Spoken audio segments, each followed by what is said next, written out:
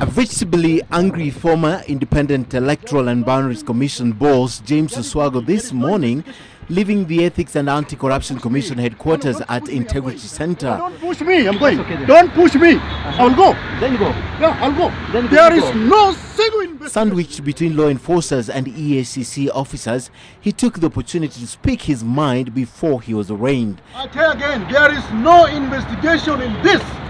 A chief executive officer cannot be responsible for all the ills of society. I said no. It's not the first time James Oswego is accusing the Ethics and Anti-Corruption Commission of not doing proper investigations that linked him to the chickengate scandal. He has always maintained he was never given an opportunity to conclude his testimony.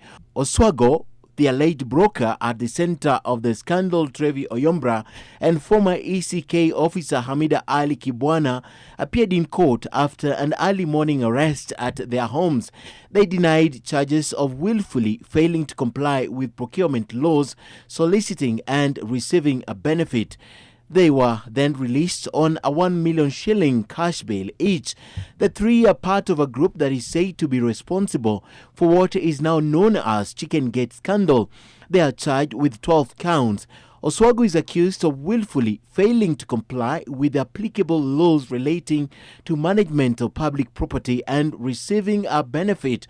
Oyombra, on the other hand, is accused of soliciting for a benefit and receiving it, contrary to the Anti-Corruption and Economic Crimes Act, while Hamida Ali Kibwana is accused of receiving a benefit, contrary to the Anti-Corruption and Economic Crimes.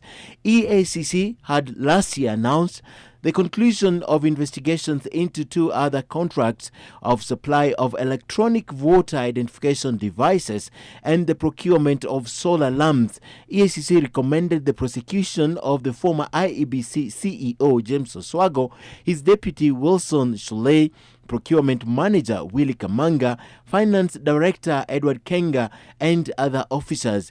EACC recommended they face charges of abuse of office and willful failure to adhere to procurement laws. The officials are said to have received 46 million shillings as kickback from a UK-based company to secure tenders for the procurement of ballot boxes used in the Bomachoge and Shinyalu by-election in 2009 and during the 2010 referendum. The money was allegedly paid out by the director of Smith & Usman, a UK-based printing firm, Christopher Smith and Nicholas Smith, through Oyombra, who was their local agent. The two, Christopher and Nicholas, are serving their sentences. The EACC had indicated last year it will use the evidence from the UK court to pursue electoral officials implicated in the scandal. But last year, Oswego, during a press conference, said the EACC was misleading Kenyans on its investigations of the scandal and said he will not accept to be used as a scapegoat in the wars facing the electoral agency. And they said in the meantime, the whole process stops, as far as I was concerned. Right? Up to date, from March, not only they have not answered that letter, they have not even called us to say, very well, you wrote to us a letter, we ignore what you are saying, we are proceeding.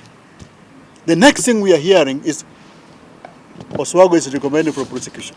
These suspects are expected back in court on the 1st of March to take a hearing date. Ken Mijungu, NTV.